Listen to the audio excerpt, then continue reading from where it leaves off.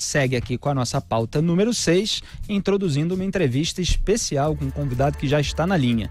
Vamos lá, a pedido do senador Flávio Bolsonaro, o presidente do Supremo Tribunal Federal, STF, Dias Toffoli, suspendeu os inquéritos que tramitam em todas as instâncias da Justiça que tenham partido de dados detalhados compartilhados por órgãos de controle sem prévia autorização judicial. Um desses órgãos é o COAF, Conselho de Controle de Atividades Financeiras, responsável por relatórios que levaram à investigação do filho do presidente Jair Bolsonaro. A decisão beneficia diretamente Flávio e paralisa a apuração que está sendo realizada pelo Ministério Público do Rio de Janeiro e que envolve o ex-assessor dele, Fabrício Queiroz. O procurador Eduardo Alage, coordenador da Lava Jato no Rio, afirmou hoje que a decisão de Dias Toffoli de suspender processos e investigações abertos com base em dados da Receita ou do COAF atinge praticamente todas as apurações de lavagem de dinheiro do país.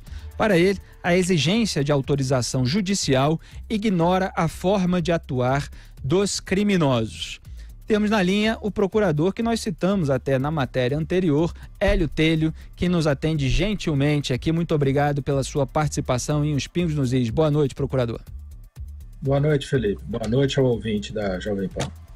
Como é que o senhor viu essa decisão do ministro, atual presidente do STF, Dias Toffoli? Esse assunto é técnico e muita gente, obviamente, já em razão de suas paixões políticas, em razão da imagem que tem do próprio Dias Toffoli, que foi posto lá no STF pelo Lula, já tem opiniões negativas a respeito, outras acham que ele está simplesmente cumprindo a lei, que não se deve pesar as paixões políticas nesse momento, não importa se é Flávio Bolsonaro, não se importa se atinge o Lula, mas é uma discussão, o COAF é um órgão ali muito técnico, então a gente prefere debater com o senhor esses detalhes. Como é que o senhor viu essa decisão?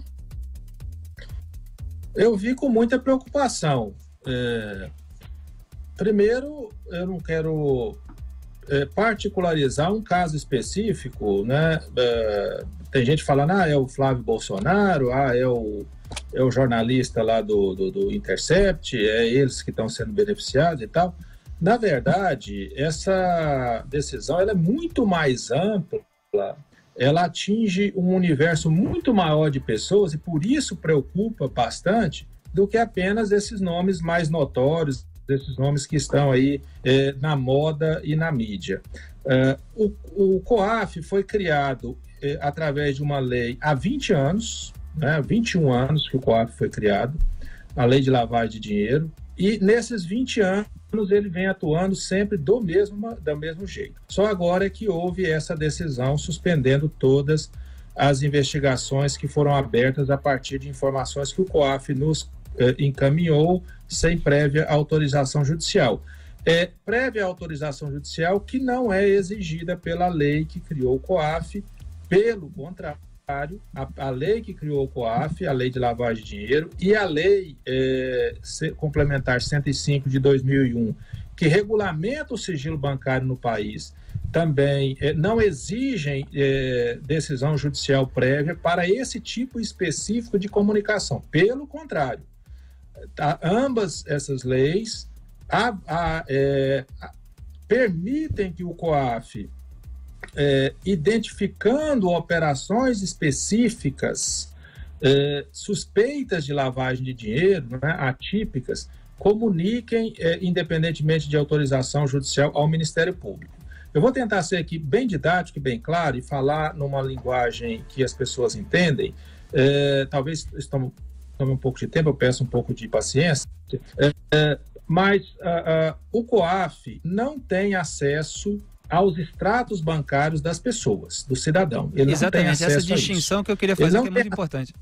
Pois não, Felipe. Não, só registrando que essa distinção é muito importante, porque nesse debate e posições favoráveis e contrárias, tudo isso se perde. Então, pode continuar, por favor. Tá ótimo. Então, o COAF não tem acesso ao extrato bancário das pessoas, ele não tem acesso à movimentação bancária das pessoas, ele não tem uma senha que ele entra no computador e baixa o extrato bancário do cidadão. Não é assim que funciona. A coisa funciona da seguinte maneira: o Banco Central editou uma norma, uma regulamentação, a carta circular, com base na lei de lavagem de dinheiro, estabelecendo quais as situações que são consideradas suspeitas de lavagem de dinheiro. Eu vou dar alguns exemplos aqui. A pessoa vai e faz um depósito em dinheiro, num valor muito grande na conta bancária dela. Vai lá e deposita R$100 mil em dinheiro. Uma pessoa que não tem dinheiro, não é uma pessoa rica, não é uma pessoa que tem o hábito de fazer esse tipo de depósito, não tem negócios que justifiquem isso. O banco pergunta para aquele cliente de onde veio esse dinheiro e o cliente sai com evasivas e não comprova a origem. Então, essa é uma situação que o Banco Central caracteriza como suspeita de lavagem de dinheiro.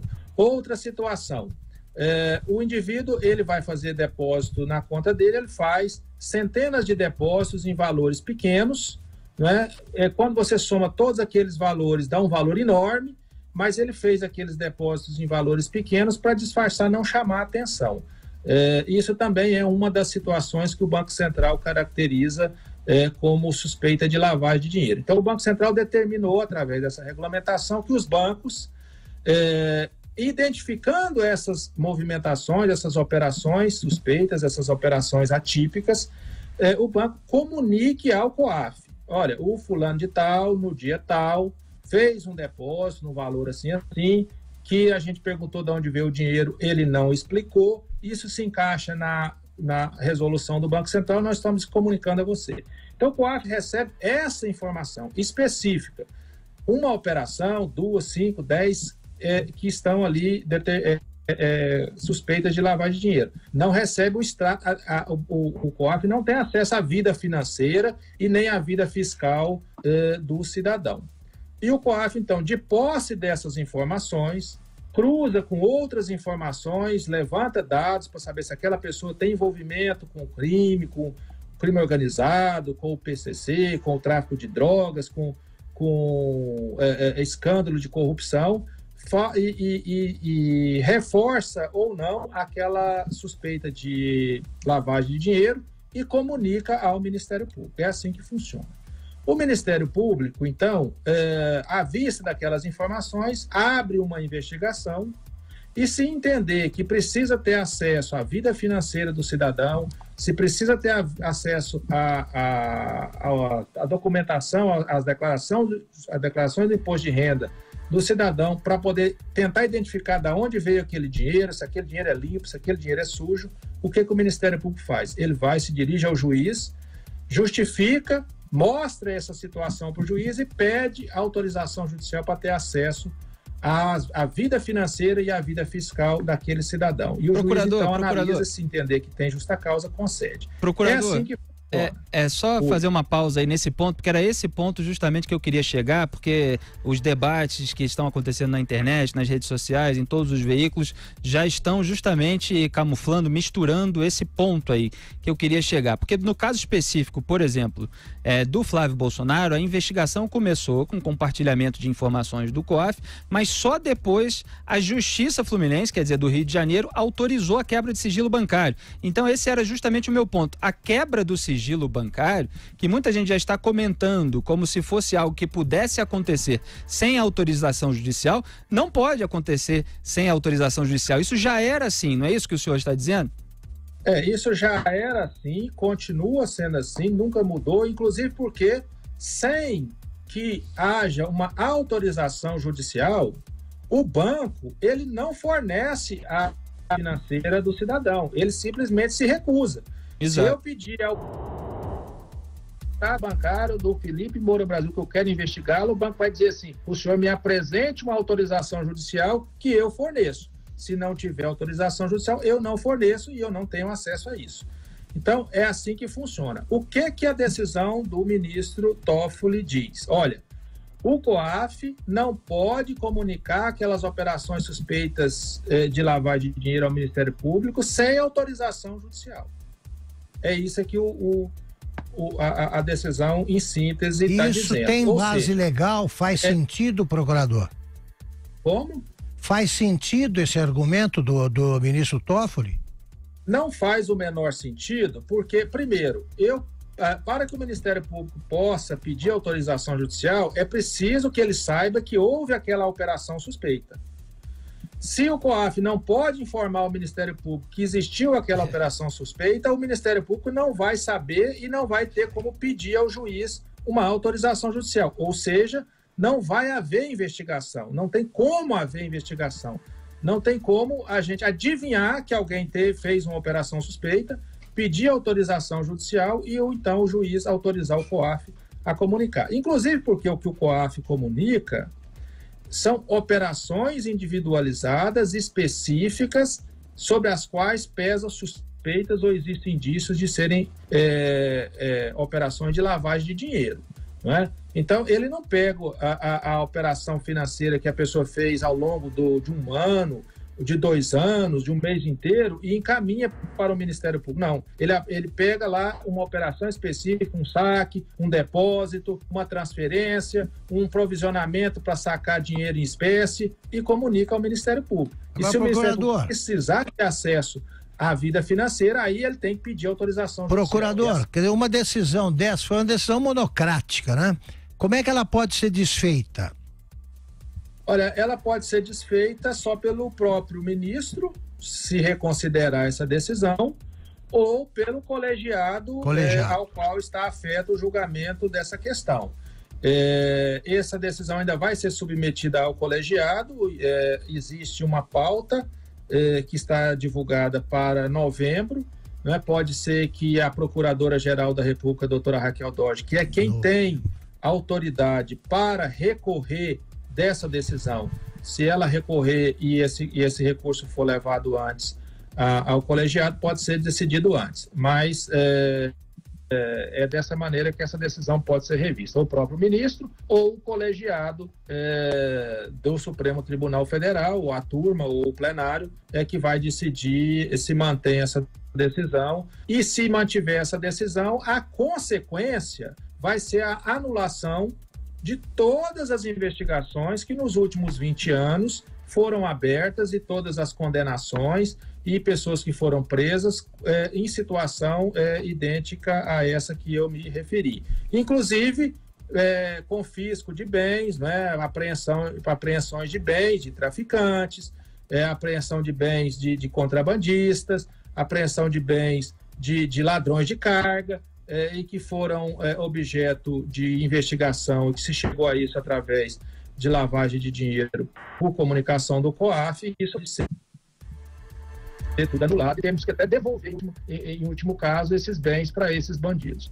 Quer dizer, mesmo que a decisão, só registrando aqui as informações, o Zé Maria Trindade que vai fazer a pergunta, mesmo que haja uma revogação dessa decisão do Dias Toffoli, isso pode demorar a acontecer e durante meses ficam suspensas várias e várias investigações sobre todo tipo de criminoso. E já que o procurador citou no começo da entrevista o caso do site do Glenn Greenwald, é só para lembrar aqui, registrar então, que a Partido Rede Sustentabilidade pediu ao STF para impedir qualquer investigação sobre o Glenn Greenwald, e o partido argumentou que o hackeamento de celulares de autoridades não justificava a apuração sobre a conduta do jornalista, suposto jornalista aqui, como eu chamo, inclusive por meio do COAF. Então, quer dizer, esse tipo de suspensão, mesmo antes de uma manifestação da Polícia Federal, etc., sobre essa possível investigação, que nem sequer foi confirmado, porque foi apenas uma notícia, mas essa suspensão já garante que isso não vai acontecer nos próximos meses. Então, dá aí um salvo-conduto para o Glenn Greenwald, se tivesse havendo qualquer investigação, com base em indícios que ainda não foram revelados. José Maria Trindade, sua pergunta ao procurador Hélio T. Olha, só diga a pergunta, eu queria só para esclarecer essa questão aí que você acabou de comentar. O COAF, ele não investiga pessoas. Ele não toma a iniciativa de investigar pessoas, porque ele não chega para os bancos e diga assim, escuta, o Hélio Telho fez alguma movimentação aí suspeita. Não é assim que funciona. O COAF, ele só faz relatórios de informações financeiras a partir de informações que ele recebe dos bancos. E não é o COAF que vai atrás disso, são os bancos que informam.